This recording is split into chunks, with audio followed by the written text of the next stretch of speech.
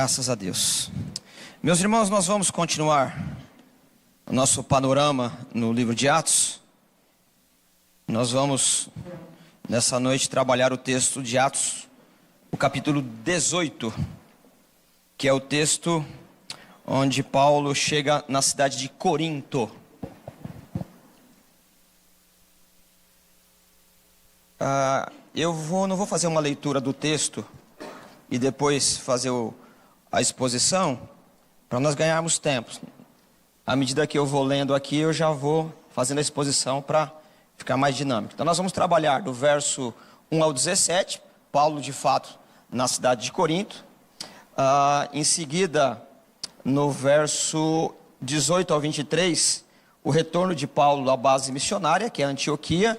E por fim aí 2 versículos, aliás um pouquinho mais, sobre a questão de um sujeito bastante intrigante aí, que é o Apolo, do verso 24 ao 28, ok? Então nós vamos dividir esse texto em 3 partes. Antes, porém, vamos orar mais uma vez. E assim mesmo como estamos sentados, vocês estão sentados, eu queria lembrar do irmão Juan, né?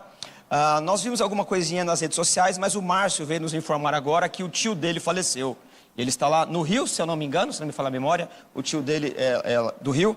Então ele e a Sabrina estão no Rio. Então vamos orar por ele, para que Deus traga aí, né, o conforto sempre importante, necessário nessa hora aqui.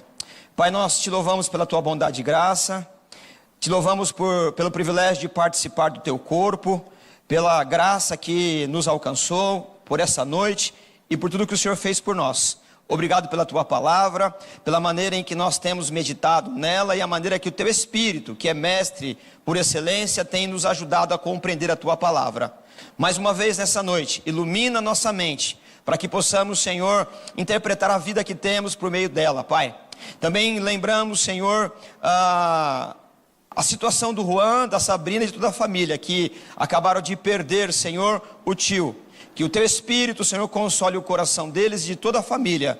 E nós sabemos que o Senhor é nosso divino companheiro em todo momento. Nós oramos agradecidos, Pai, em nome de Jesus. Amém. Muito bem, meus irmãos. Então, agora no capítulo 18 de Atos, nós concluímos de uma forma bastante tranquila que o Evangelho tem progredido, como foi a proposta de Atos capítulo 1, verso 8, né? Que Deus haveria de dar o Espírito Santo e a igreja, ela enfrentaria dificuldades, mas nenhuma dificuldade pararia a igreja, estancaria, não é? O vigor da igreja. E a igreja, ela enfrentou problemas doutrinários, problemas na própria distribuição do alimento, problemas de cultura. Agora está enfrentando problemas do Estado também. Roma, a partir aí de um dado momento, vai se levantar de uma forma bastante com bastante ferocidade, não é? Mas a igreja vai avançando. Por quê? A igreja não é um projeto humano, a igreja é um projeto divino. E ela triunfa, né? A igreja, ela triunfa em todo momento.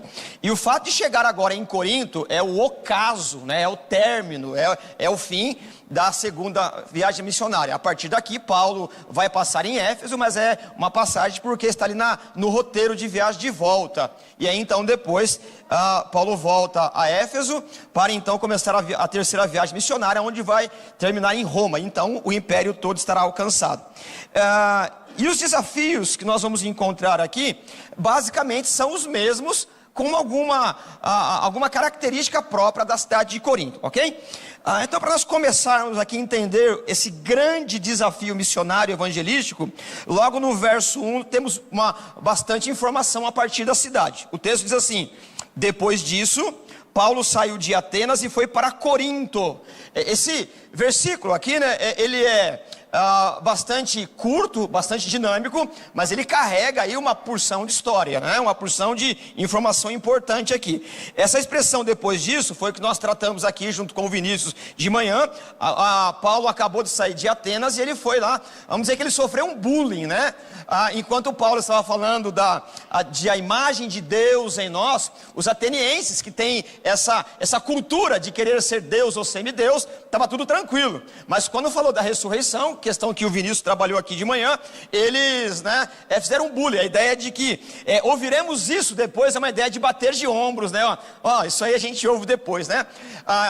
porque eles consideraram Paulo um grande orador, no sentido de dominar o que ele estava falando. Mas quando falou do evangelho, da ressurreição, então houve ali um bullying, alguma coisa assim, não é?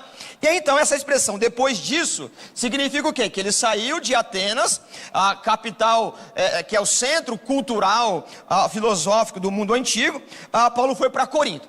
E entender a situação política, econômica, religiosa e cultural de Corinto vai dar aí todo o sabor para a gente entender os desafios que Paulo vai enfrentar ali, e a igreja como um todo. Bom, a primeira informação que nós podemos aqui colocar para ilustrar, para dar um colorido aí no nosso texto aqui, é entender que Corinto, ele está num lugar geograficamente estratégico para o Império Romano, inclusive, não é? É um istmo. O que é um istmo? Um istmo é um acidente geográfico, em que todas as partes, menos uma, está no oceano, uma parte está ligada ao continente. E isso facilitava a navegação. Corinto é uma cidade com 2 portos. Isso daí, para a economia, para os interesses romanos, é uma coisa fundamental, porque tudo que vem do Oriente como mercadoria passa por Corinto, num porto, e atravessa e vai, embarca por outro. Então, Corinto é um ponto econômico, estratégico, mercadológico para Roma. E nesses lugares onde tem portos, a economia, ela é bastante fomentada. Basta você ter um pouco de interesse um dia desse, descer a serra e ver como acontece a vida aqui no Porto de Santos, não é? Você tem ali muito fomento econômico, muito turista, gente de todo lado, e evidentemente que turismo de várias espécies vai aparecer ali, não é? Então Corinto, por esse aspecto, é uma cidade cosmopolita. O que significa isso? A ideia de cosmopolita é a ideia que você vai encontrar gente de toda a etnia nesse lugar, nesse território, nesse istmo, não é? Inclusive não só por conta do trânsito comercial, mas por conta da diversão, dos entretenimentos que a cidade vai oferecer. Além dessa cidade ser cosmopolita, ter 2 portos, um ao leste e outro ao oeste, Corinto estabeleceu para rivalizar com Roma os Jogos Istmicos. O que é os Jogos Istmicos? É a versão coríntia, né, de Corinto, dos Jogos Olímpicos. Lá em Atenas você tem os Jogos Olímpicos, que nós conhecemos aí no mundo moderno, as modalidades, você tem lá em Atenas.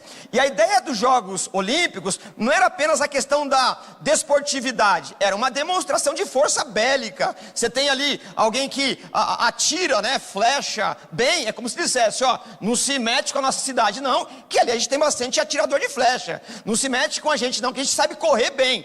Então os Jogos Olímpicos, ela tem essa conotação de desportividade, que o texto bíblico do Novo Testamento vai muitas vezes usar, fazendo aí uma analogia com o reino de Deus, da coroa que nós recebemos, ela não perece, não fenece, fazendo aí uma analogia com os Jogos Olímpicos, né? A ideia de correr com perseverança, como um atleta na maratona.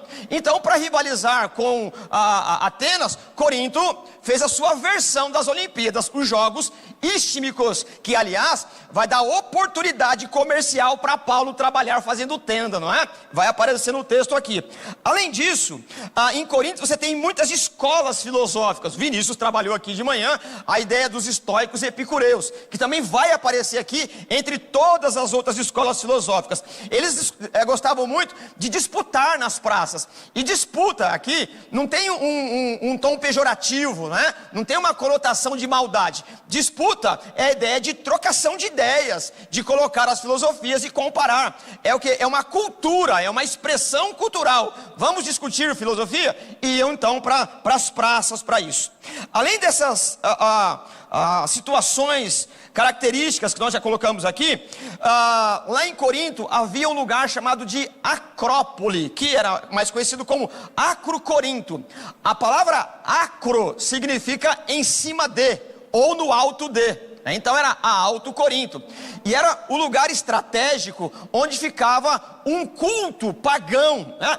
Você vai perceber que alguns lugares principalmente você viajar no interior de São Paulo, a igreja católica, ela sempre coloca o quê? Os seus templos no lugar mais alto. Aqui, por exemplo, né, lugar mais alto, você sobe aqui, a ideia de estar na centralidade. É um tipo de propaganda, não há nenhum problema em relação a isso, não é? É apenas uma questão estratégica, para mostrar, nós também estamos relativamente num lugar bem estratégico. Mas essas cidades, nos templos, por isso que é acrópole, a ideia de acro, alto e polis, cidade. No alto da cidade havia um templo onde a deusa Afrodite era cultuada. Essa deusa Afrodite era a deusa do amor.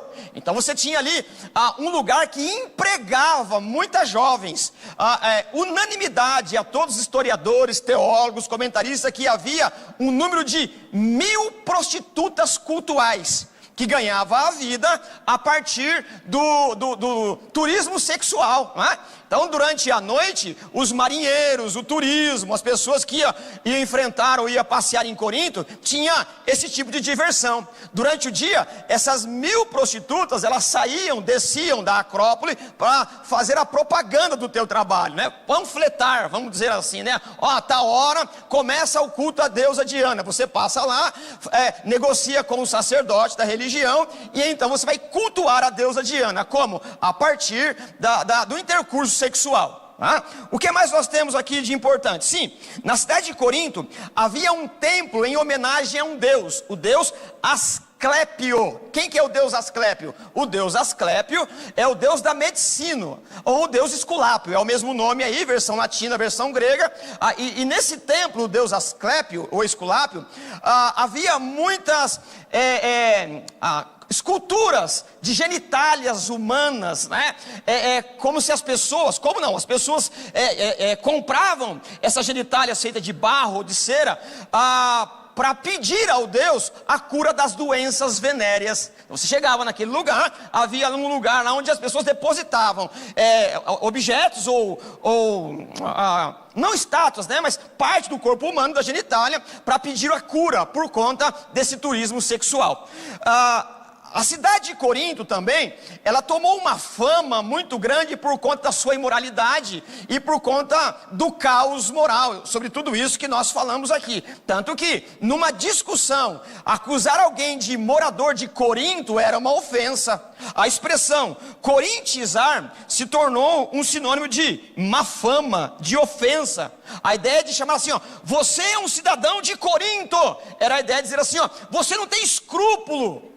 Imagine alguém discutindo sobre qualquer demanda da vida e quando alguém perdia a discussão, não é? Apelava, quer saber? Você mora em Corinto. Acabou a discussão, porque aquilo ali era uma defamação terrível, era um insulto.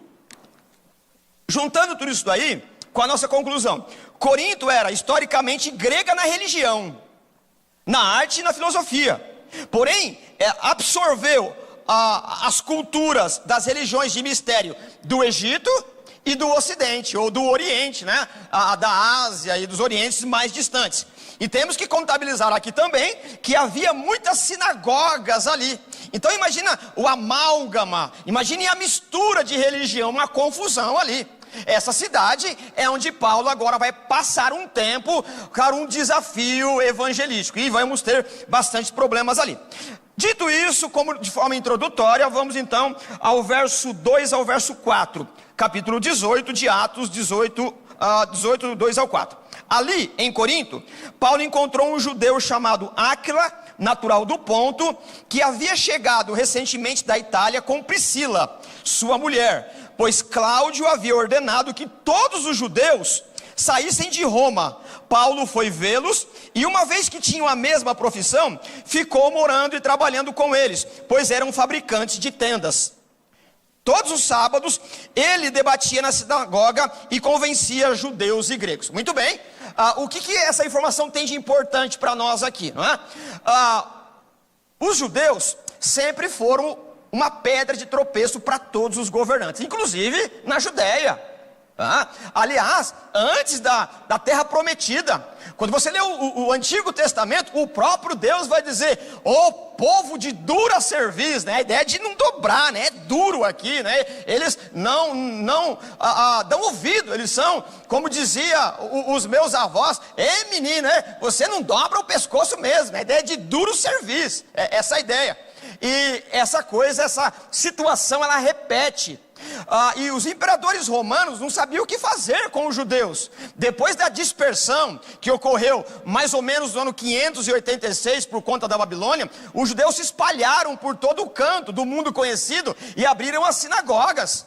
Só que essa gente, eles eram ingovernáveis.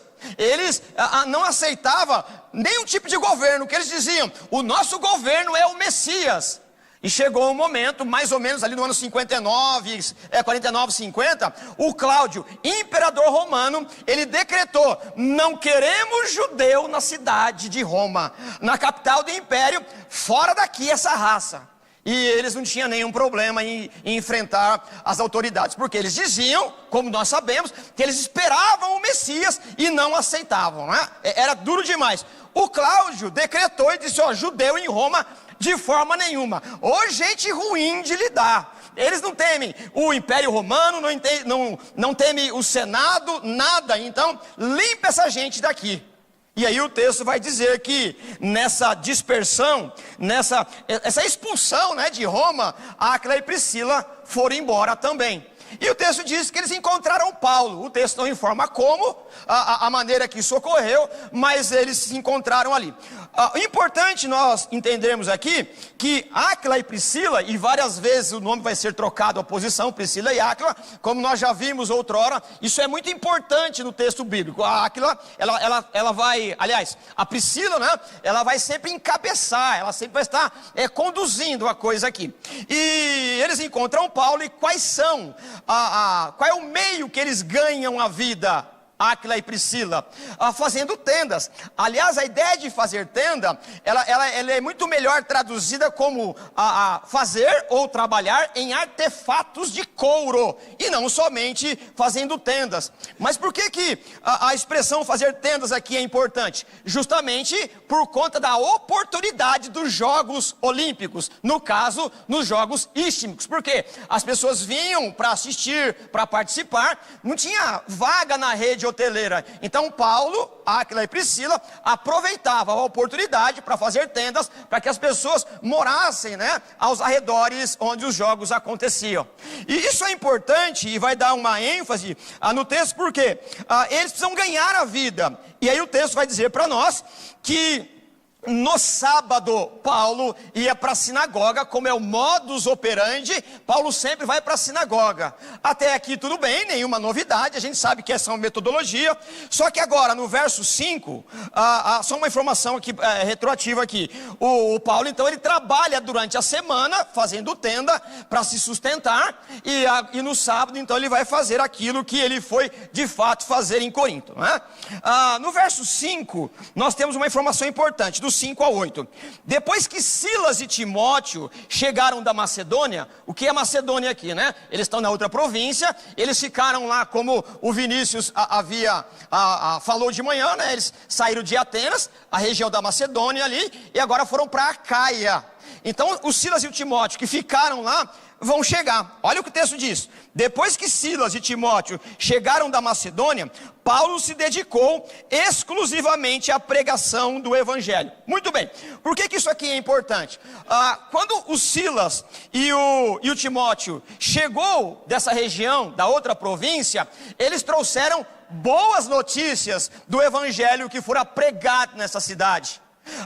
O evangelho, como não deve ser surpresa para nós, apesar de toda a dificuldade, apesar de toda a resistência, ele floresce.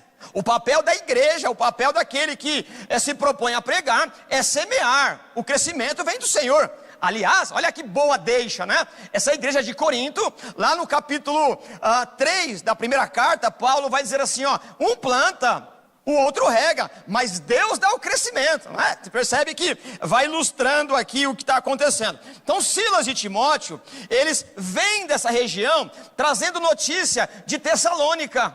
E lá, por exemplo, lá no capítulo 3 da carta a 1 Tessalonicenses, o Paulo vai dizer para Silas e Timóteo, em relação à igreja: olha, o evangelho frutificou, o evangelho trouxe para vocês alegria, comunhão, apesar das dificuldades. Ele narra tudo o que aconteceu na primeira viagem missionária, a perseguição, mas mesmo assim, vocês perseveraram, mas mesmo assim, a igreja floresceu. Isso acontece também em Bereia, né? A igreja onde os judeus analisavam o texto que era pregado. Em Atenas, apesar de toda a confusão com os filósofos, com aqueles altares do Deus conhecido, o evangelho, ele também teve o seu avanço, o seu sucesso.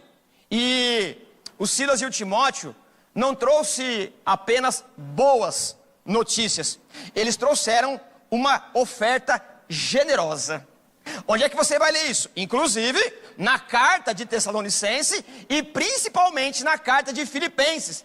Quando eles chegaram, Silas e o Timóteo entregaram uma boa oferta para Paulo. O que Paulo fez agora? Depois que Silas, verso 5, e Timóteo chegaram da Macedônia, Paulo se dedicou exclusivamente à pregação. Percebe? No verso anterior, o Paulo ele construía tendas porque ele precisa sobreviver. E ao sábado ele ia pregar o evangelho. Agora não, ele recebeu uma boa oferta, as igrejas mandaram a oferta, e agora Paulo ele vai trabalhar o quê? Ele não vai mais fazer tendas, pelo menos não nesse contexto aqui. O dinheiro que ele recebeu, a oferta que foi mandada, o sustento missionário, Paulo agora vai se dedicar à pregação do evangelho.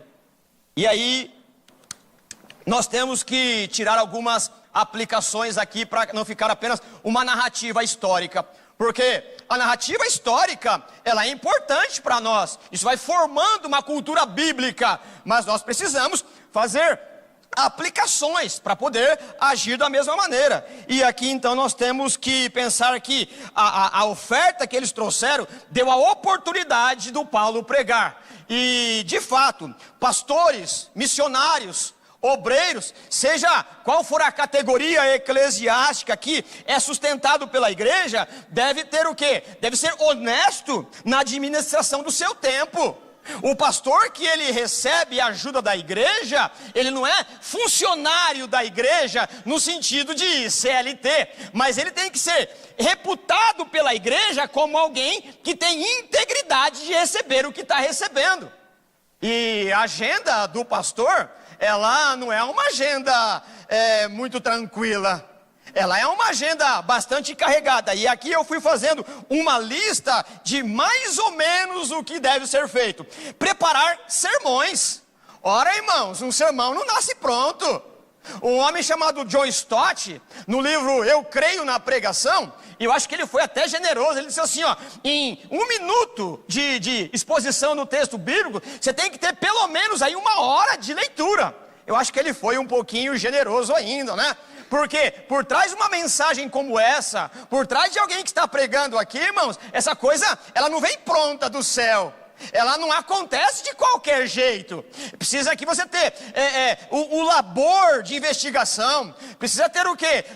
Dominar o teu tempo. Precisa resistir às tentações de não deixar o tempo escapar, porque você precisa meditar.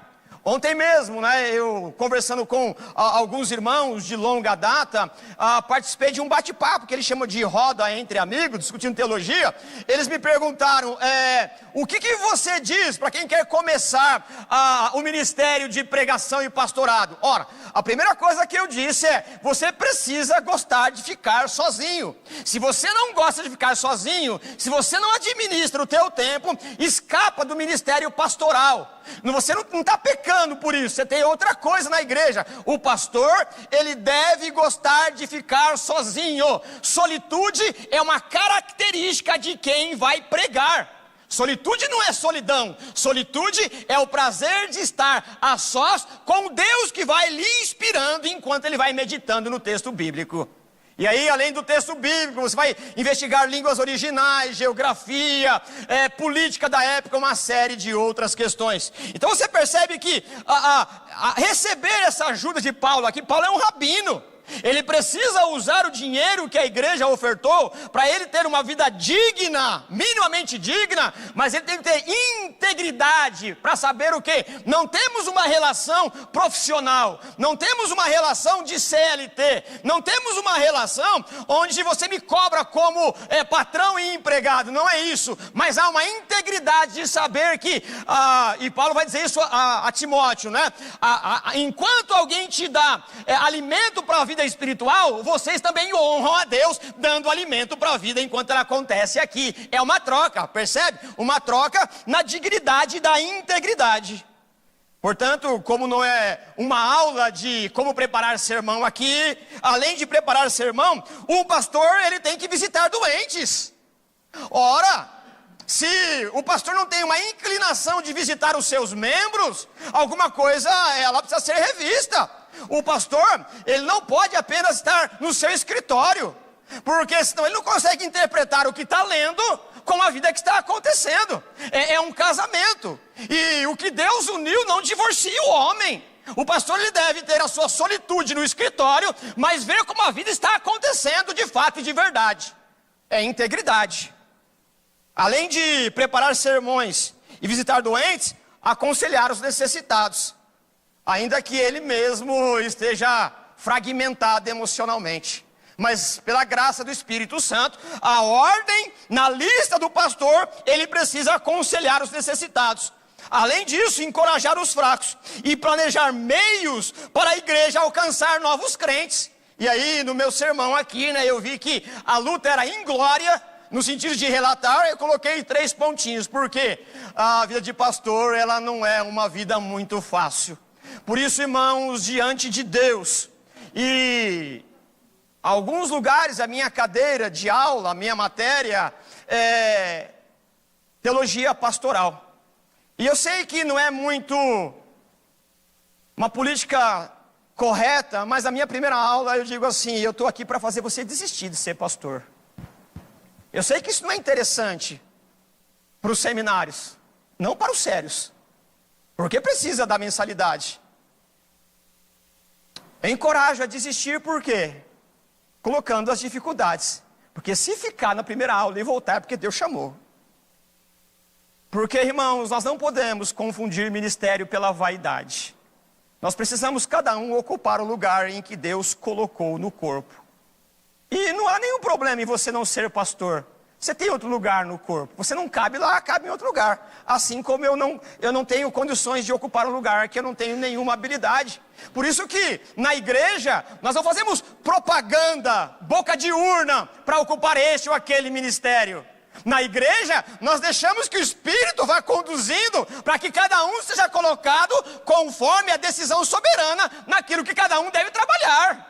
Percebe? Então o Paulo aqui, ele faz tendas, mas quando ele recebe a oferta, então ele é íntegro e ele vai pregar todos os dias.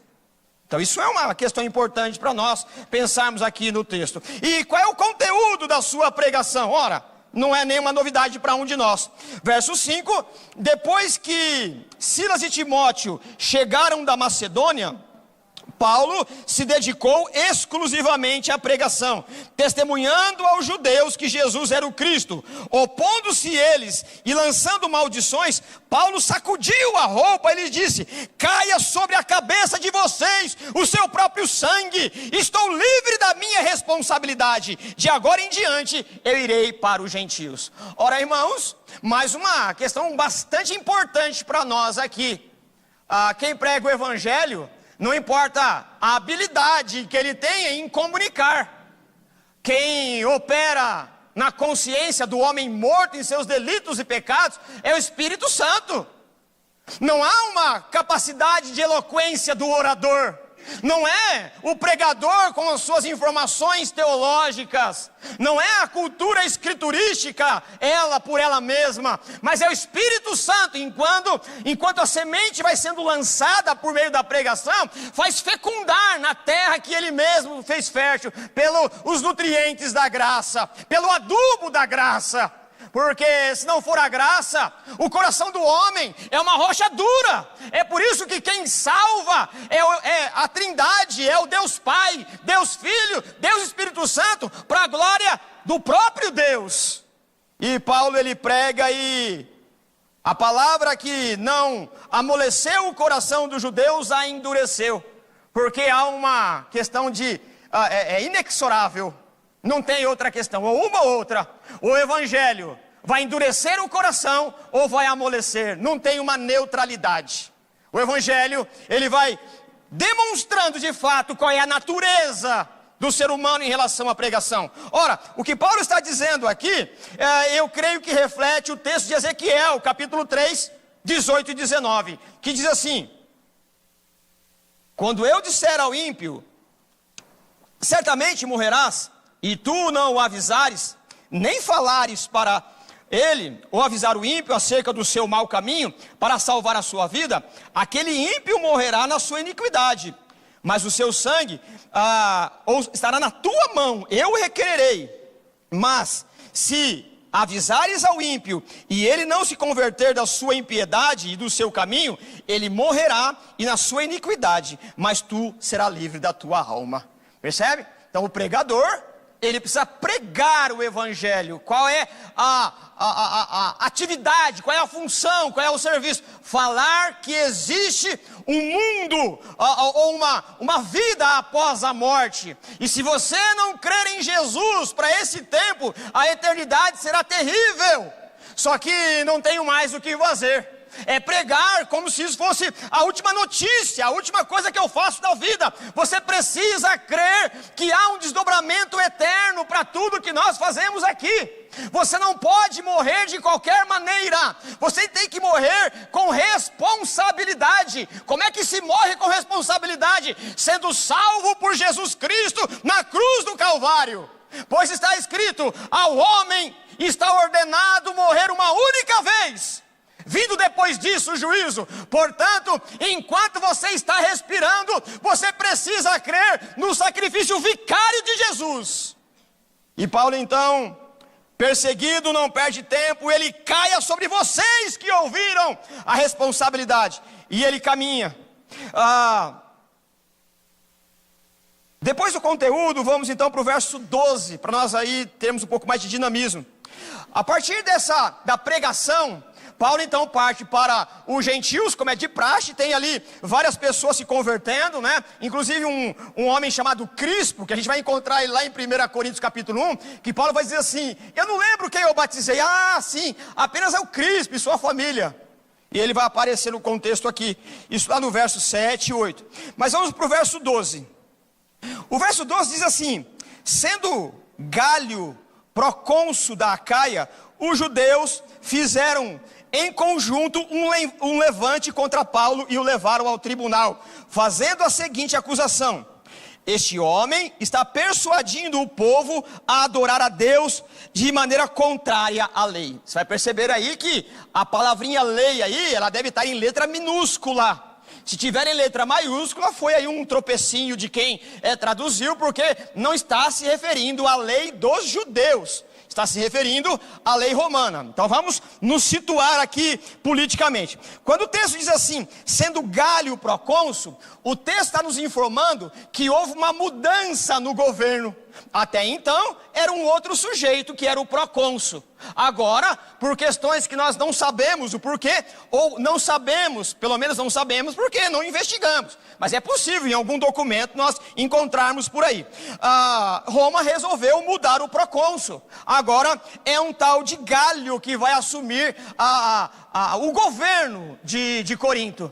E quando há uma mudança de governo, o que os judeus que se estão sentindo ofendidos com a pregação de Paulo vão fazer? Consegue uma audiência com o novo governador para acusar os judeus. Por quê? Numa ideia de mudança de governo, é como se fosse encontrar o favor, encontrar meios, né, para que haja assim, o novo governo, não sabendo da história, alguma coisa nesse sentido, aproveitar a oportunidade.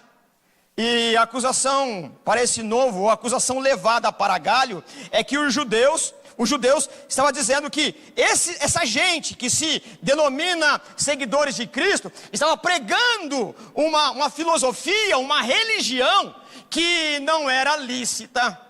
E por que isso é importante? Roma admitia vários tipos de deuses. É claro que aí, talvez é só uma maldadezinha minha, uma ironia.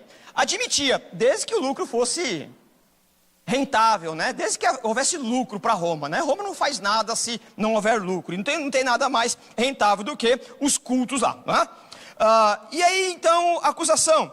Essa gente, elas estão pregando o povo a adorar um Deus que são contrários ali. Por quê? Roma admitia qualquer tipo de culto, desde que ela aprovasse aquele culto. Por exemplo, mais adiante, por que não aprova o culto aos cristãos?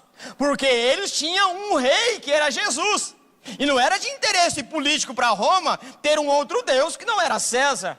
Então é como se você tivesse que ir na prefeitura e pegar um alvará de funcionamento. Se a Roma entendesse que aquela religião não prejudicasse a governabilidade, então você tem o alvará. É o que está acontecendo aqui. Para Roma, os cristãos era apenas um movimento que estava dentro do judaísmo. E o judaísmo tinha esse alvará de funcionamento. Né? É claro que a gente percebe também que eles se arrependeram, tanto que expulsaram os judeus de Roma. Não é? E aí, então, essa turma, junto com o sacerdote chamado Sóstenes, vão apresentar essa acusação. Mas o Galho, assumindo a cadeira de procônsul ali, quando ele vê a acusação, ele simplesmente dá de ombros, vai dizer assim, quer saber? Essa questão não tem nada a ver comigo, resolve vocês aí, é questão de vocês. E num texto anterior, nós não lemos isso aqui, mas vem à mente aqui. Paulo, depois da perseguição dos judeus na sinagoga, você vai ler isso entre o verso 7 e o verso 11, ele prega aos gentios. Então a gente percebe que ele está na intenção de deixar Corinto. Deus então traz uma revelação e diz assim, não vai embora. Ele não diz isso, eu estou parafraseando, não sai daqui que eu ainda tenho muita gente aí. Então Paulo vai ficar mais 1 ano e 6 meses nessa cidade aqui, sofrendo toda essa perseguição e imoralidade. Ora, quando os judeus então, voltando para o nosso contexto aqui, não conseguem a aprovação do Galho, quando eles saem do local da audiência, a multidão, que já não está muito afeita, simpática aos judeus, quando eles estão saindo, eles juntam o Sóstenes e lhe dá uma surra exemplar. Está escrito aqui, não é? E aí, a ironia, essa gente queria bater em Paulo, queria mais uma vez bater nele, matá-lo, né? É essa a ideia. Só que quem vai tomar uma surra dessa vez são aí os juízes, né? Aliás, Sóstenes e toda a sinagoga, ou parte dela, mostrando que Deus, quando disse, fica tranquilo aí, que há muita gente nessa cidade, não tenha medo, pois você vai ser guardado. Então a ironia, a Paulo, que deveria estar mais uma vez receoso de apanhar, agora ele vê o quê? Os seus algozes tomando uma surra em praça pública. Dado aí o tempo do verso 17, onde acaba essa confusão, do verso 18 ao 23, você vai ler o Paulo planejando o seu retorno para onde? Para a base missionária, a Síria, Antioquia da Síria. Verso 18. Paulo permaneceu em Corinto por algum tempo, 1 ano e 6 meses. Depois despediu-se dos irmãos e navegou para a Síria. Aqui você tem o quê? O final da viagem, mas é claro que você tem o roteiro ali. Quem que acompanhou Paulo? Priscila e Áquila. Antes de embarcar, rapou a cabeça em Cencreia devido a um voto que havia feito. Paulo está indo para Jerusalém, muito provavelmente, como parte desse voto. O voto aqui é porque ele é judeu. E aí, até ontem mesmo, eu me lembro, alguns estavam perguntando sobre umas questões teológicas que envolvem personalismo teológico, Alguém perguntou se eu era isso ou aquilo. Eu falei, não, eu sou carapicuibano, não sou nem esse nem aquele, É mais ou menos o que eu quero dizer aqui, eu não faço voto de judeu porque eu não sou judeu, percebe? Então você não está proibido de fazer votos, mas você tem que entender a natureza de voto. Você não está proibido, mas você também não tem nenhuma obrigação de fazê-lo. É uma questão da liberalidade, é uma questão da sua relação com Deus. Mas como Salomão vai nos orientar também, se você fez um voto, você tem que cumprir. E não se demore, aliás, não seja apressado em fazer o voto. Então aqui não tem uma regra, Paulo rapou a cabeça, eu vou rapar a cabeça também, não é? Então, irmãos, assim, eu particularmente, eu acho que eu já estou partindo para esse voto, mas não é por conta de religião, é por questões fisiológicas mesmo, né? Já está indo embora, né? Então, se vocês me verem aí perdendo os cabelos, não é nem um voto. Não vou voltar para Carapicuíba, como Paulo voltou para Jerusalém, nesse caso ritualístico aqui. Então, a informação é de alguém que vive como um judeu, mas ele usa da lei como um respeito, porque ele é natural daquele lugar. Ele se expressa por meio daquela cultura, mas não há mais uma exigência, porque o verbo já se encarnou. A lei de outrora, agora ela caducou, porque ela era sombra daquilo que haveria de vir. A realidade já está plena. Jesus Cristo, o Filho de Deus, agora é o Salvador. Não tem mais rito para alcançar a salvação. Nós temos o que? A cruz, o sacrifício vicário. A ideia de vicário é a ideia de substituição. Ele nos substituiu lá. Dito essa questão, né, para esclarecer a questão do voto aqui, Paulo chega em Éfeso, verso 19, onde deixou Priscila e Áquila. Paulo vai seguir para Jerusalém, o casal fica em Éfeso, que é a nossa próxima matéria, no próximo culto, não é? E ele seguiu então para Jerusalém. O que ele disse? Verso 20. Pedindo eles que ficasse mais tempo, não cedeu. Aqui, disse ele, né? Eu preciso acertar aqui o sujeito da frase. Disse eles quem? Os moradores de Éfeso. Porque Paulo, quando ele aportou em Éfeso, ele estava indo para Jerusalém, não é? Para Síria, depois descia para Jerusalém. Ele não perdeu tempo. Ele pregou o evangelho como ele sempre faz. Despertando a atenção, o que os efésios disseram? Fica mais um pouco aí. Paulo falou, não, agora eu não posso. Lembra que ele está a caminho de cumprir o seu voto, tem as festas de Jerusalém. Ele disse, depois eu volto. E ele vai voltar e começa a terceira viagem missionária. Mas o interessante aqui, o verso 20. Pedindo eles que ficasse mais tempo, não cedeu. Mas prometeu, eu voltarei, se for da vontade de Deus. Então, embarcando, partiu de Éfeso. Ao chegar em Cesareia, subiu até a igreja para saudá-la. Então aqui terminou a segunda viagem missionária. Chegou onde? Na igreja, onde ele saiu para a primeira viagem missionária, lembra disso? No capítulo 13 de Atos. Depois na região da Galácia, eles voltaram para essa cidade. Teve lá o concílio de Jerusalém no primeiro momento, e aí houve o conflito entre Paulo e Barnabé, e então ele foi evangelizar para esse lado do mundo aqui. Chegou na base. Antes de começar a terceira viagem missionária, nós temos uma informação importante aqui. Qual é? Ao chegar em Cesareia, verso 22, subiu até a igreja e cumprimentou os irmãos, e saudou-la. E foi saudá-la, né? Cumprimentou. Verso 23, depois de passar algum tempo em Antioquia, Paulo partiu e viajou por toda a região da Galácia.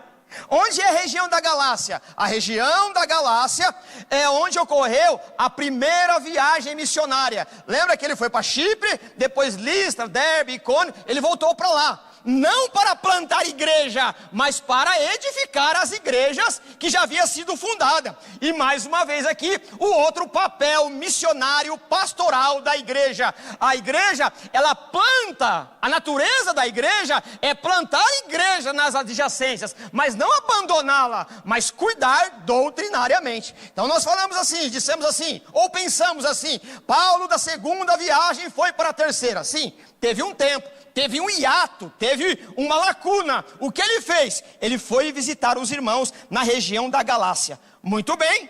Aí o texto abandona, no sentido de, faz um relato paralelo, simultâneo. Aparece aqui um sujeito bastante intrigante, e é onde nós acabamos aqui. Olha só, verso 24. Enquanto isso, a ideia de concomitante, a ideia de paralelo. Enquanto isso estava acontecendo aqui, acontecia outra coisa lá, né? Lembra que ele deixou Áquila e Priscila em Éfeso? Esse casal encontrou quem? O Apolo.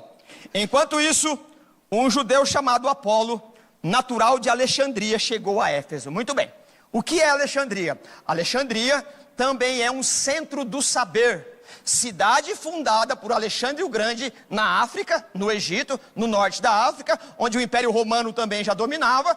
E o Alexandre o Grande, muito antes dessa data do Império Romano, ele decidiu fundar uma cidade para se rivalizar com Atenas, que era o centro do saber. Tem tudo a ver aí com Aristóteles, Platão, mas essa é uma questão que nós discutimos outrora aí. Então Alexandria era o lugar onde tinha uma biblioteca famosíssima. O centro do saber também estava lá. E esse tal do Apolo vem de lá. Então quando você lê o texto aqui, que esse camarada, o Apolo, entre vírgulas, é natural de Alexandria, isso é uma informação bastante importante, porque esse camarada, ele tem uma capacidade literária, uma capacidade de persuasão intelectual, que é da sua personalidade, do conhecimento que ele adquiriu, bastante interessante. O texto também informa que ele, por algum motivo, em alguma circunstância que nós não sabemos, ele conheceu o Evangelho por meio da pregação de João Batista. É o que o texto vai dizer aqui, não é? Olha só, verso 25. Foram instruídos no caminho do Senhor e com fervor. Falava e ensinava com exatidão acerca de Jesus, embora conhecesse apenas o batismo de João. Então ele era alguém que conheceu a pregação de João. Qual era a pregação de João? Lembra? Antes de Jesus iniciar o ministério, o João Batista, ele aparece pregando um arrependimento, mas ainda você não tem a descida do Espírito Santo. Então você percebe aqui que o Apolo, ele conhece a lei. De alguma maneira ele conheceu o Antigo Testamento, ele conheceu a pregação do João, mas ainda ele não é um homem convertido, porque o Espírito Santo ainda não lhe fora dado.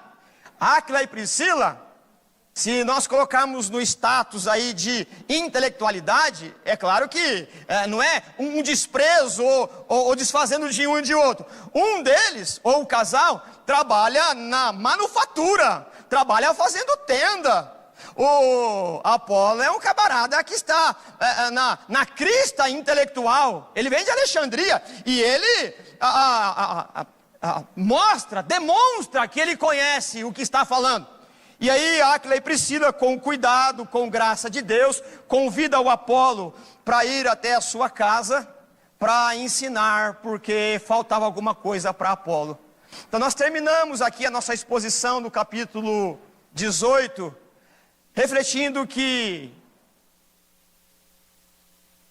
aqueles que trabalham com a manufatura de couro têm coragem e têm a graça de Deus para persuadir um homem altamente intelectual. E um homem altamente intelectual tem a humildade de escutar o conselho de pessoas que já conheceram Jesus. Essa é a natureza da igreja. Nós somos diferentes, mas participamos do mesmo corpo. Que o Senhor nos ajude a não nos depreciar naquilo que fazemos. A tua obra é tão importante. Eu só estou aqui pregando porque alguém veio aqui construir esse negócio aqui em cima. Isso facilitou o meu trabalho. Mas se você me der um martelo e prego, com certeza eu vou bater no meu dedo e não vou acertar o prego. Cada um tem a sua colocação.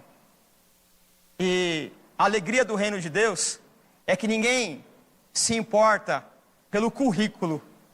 Ninguém se importa, ou não deveria se importar, por aquilo que faz, está em evidência ou não, mas está contribuindo para o crescimento do reino de Deus. Não tem trabalho inútil, não tem trabalho menor, é característica ministerial. Que o Senhor nos ajude a ter humildade de ouvir o outro, que o Senhor nos ajude a persuadir o outro com graça, sabedoria e tudo para a edificação do corpo do Senhor. Vamos orar? Pai, nós precisamos da Tua bondade em todo o tempo. Nós precisamos que o Senhor nos ajude, Senhor, a entender que o mundo tem característica da cidade de Corinto. E dizer que tem características é até uma bondade. O mundo é o que é. E nós temos esse desafio de enfrentar a imoralidade, a pujança econômica, o entretenimento perverso, a idolatria e tantas outras coisas. E o Senhor nos levantou, Senhor, para trabalhar em prol do Teu reino. Alguns aqui apenas terão os sábados, de forma figurada, para pregar o Evangelho ou trabalhar. Outros, Senhor, por graça, Outros, por bondade do Senhor, são chamados, meu Deus, para trabalhar de forma integral. Que haja uma responsabilidade, como igreja, de cada um de nós, de utilizar o nosso tempo com integridade para a glória do Teu nome. Também, Senhor, nós vamos passar por dificuldade de perseguição, mas nós cremos que o Senhor sabe nos defender. E por fim, Pai, nós precisamos entender que não há um ministério mais importante em detrimento do outro. É verdade que alguns estão em mais evidência, porque precisam falar para a multidão. Precisa estar em evidência, tomar a palavra. Mas não significa, Senhor, que há importância, há privilégios. É bondade do Senhor chamar todos nós, e cada um trabalhamos com alegria, onde o Senhor nos plantar. Nós somos, Senhor amados, plantas do Senhor, que somos plantados no grande terreno da graça, e é o Senhor que faz cada um de nós produzir os frutos para a glória do Senhor. Nós te louvamos agradecido por tudo que é e por tudo que faz por nós, e oramos agradecidos em nome de Jesus. Amém. Muito obrigado. Deus abençoe.